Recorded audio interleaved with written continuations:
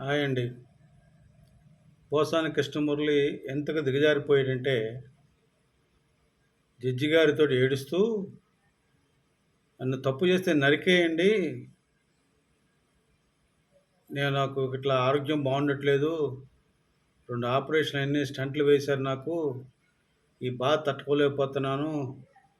ఎందుకు తిప్పుతున్నారో, ఎందుకు నన్ను ఈ ఊరు, ఆ ఊరు ఎందుకు తిప్పుతున్నారో తెలియట్లేదు." అంటే జడ్జి గారికి చెప్పేస్తే, జడ్జి గారు నమ్మేస్తారనుకుని ఉంటాడు పాపం. పిచ్చోడు. పాపం ఏముందిలే సన్నాసెదవ. నన్నరాని మాటలు అనేసాడు. ఆ మాటలు వాడికి గుర్తు రావట్లే. తప్పు చేశాడని. ఒకళ్ళని నరకడం ఎందుకు? తప్పు చేసిన వాడే పాపం శిక్ష అనుభవించాలి. వాడే భగవంతుడికి భగవంతుని క్షమించమని అడిగి దానికి తగ్గ పరిహారం వాడు చెల్లించుకొని ఉండాలి ఎప్పుడో. అది చేయకుండా తప్పించి తిరుగుతూ, బెయిల్ కోసం అప్లై చేస్తూ, జడ్జి గారిని బెదిరిస్తున్నాడండి. వీరు నాకు 2 రోజుల్లో బెయిల్ ఇవ్వకపోతే ఆత్మహత్య చేసుకుంటా. చేసుకో. దానికి ఎవడేం చేస్తాడురా? లఫూట్ ఎదవా. నువ్వు ఆత్మహత్య చేసుకుంటే జడ్జి గారు ఏమన్నా కనికరించి బెయిల్ ఇచ్చేస్తారా? తప్పుడు ఎదవా. ఎన్ని మాటలు మాట్లాడావు? తప్పుడు మాటలు. అప్పుడు తెలియలేదా? ఇప్పుడు తెలుస్తుందా? సిగ్గులేని ఎదవా. నీది ఒక పుటక.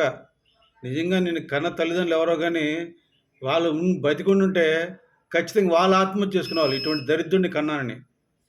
ఇటువంటి దరిద్రుడిని కన్నామని వాళ్ళు ఆత్మహత్య చేసుకునేవాళ్ళు. దుర్మార్గుడా. చదువుకున్నావు.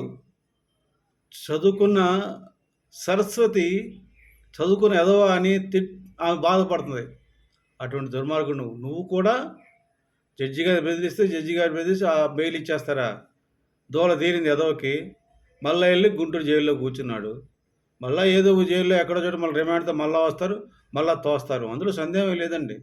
వాడు మాట్లాడిన మాటలు వింటుంటే రోమాలు లెక్కపొడిచి 90 సంవత్సరాలు స్త్రీ కూడా చెప్పుతో కొట్టాలి దరిద్రం ఉండగొడుకుని అని తిడుతున్నారండి. నాకు ఆశ్చర్యం వేస్తుంది నాకు. రేపు మాపో చనిపోయే ఆడవాళ్ళు కూడా అంత కసిగా కోపం ఉన్నారంటే ఈ దుర్మార్గుడు ఎంత నీచాతి నీచంగా మాట్లాడాడో ప్రజలందరూ తెలియకపోతే ఒకసారి వినండి దయచేసి. జడ్జిని బెదిరిస్తారు. జడ్జిలనే కామెంట్ సిబిఐ కేసులో జడ్జి గారు ఒక జడ్జిమెంట్ ఇస్తే ఆ జడ్జిమెంట్కి వంకబెట్టాడు ఒక వైసీపీ ఎదవ. వాడు అమెరికాలో కూర్చుంటాడు. వాడిని కూడా ఈ పోలీసులు జగన్మోహన్ రెడ్డి టైంలో పోలీసులు అరెస్ట్ చేయలేదండి. మరి ఇప్పుడు కూడా వాళ్ళు ఎందుకని వాడిని అరెస్ట్ చేయట్లేదో కూటమి ప్రభుత్వం నాకు అర్థం కావట్లేదు. నేను చెప్తుంది ఏంటంటే కూటమి ప్రభుత్వం అటువంటి ఎదవల్ని సిబిఐ కేసు ఆల్రెడీ ఉంది. వాళ్ళ కోసం సిబిఐ తిరుగుతుంది. ఆ జడ్జి గారిని అవమానించిన జడ్జి గారి తీర్పుకే తప్పుగా మాట్లాడిన ఎదవల్ని ఇంకా ఈ కూటమి ప్రభుత్వం ఎందుకు టాలరేట్ చేస్తుందో నాకు అర్థం కావట్లేదు.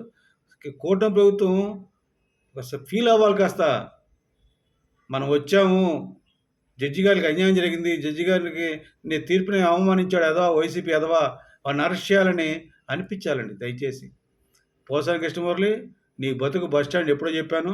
నువ్వు అంతే, నీ బతుకు అంతే. నీ బతుకు తెల్లారితే ఎప్పుడు జైల్లో మగ్గుతావు తెలుస్తుందిరా నీకు. ఒక్కొక్క మాట ఒక్కొక్క గుణపాల దిగాలి నీకు. ప్రజల్ని పవన్ కళ్యాణ్ గారిని ఆఖరి పిల్లలు కూడా అన్నారు త్రాష్టుడా, దుర్మార్గుడా, దుష్టుడా, నికృష్టుడా, ఒక చిచి నీ వాసన నీలాంటి పశువుని కన్న నీ తల్లిదండ్రులని అనాలి. చూద్దాం నీ బతుకేంటో. నువ్వు బెదిరిస్తే జడ్జి గారు నీ మెయిల్ ఎవరు కానీ నీ బతుకేంటో చూద్దాం, త్వరలో చూద్దాం. జై జనసేన, జై హింద్.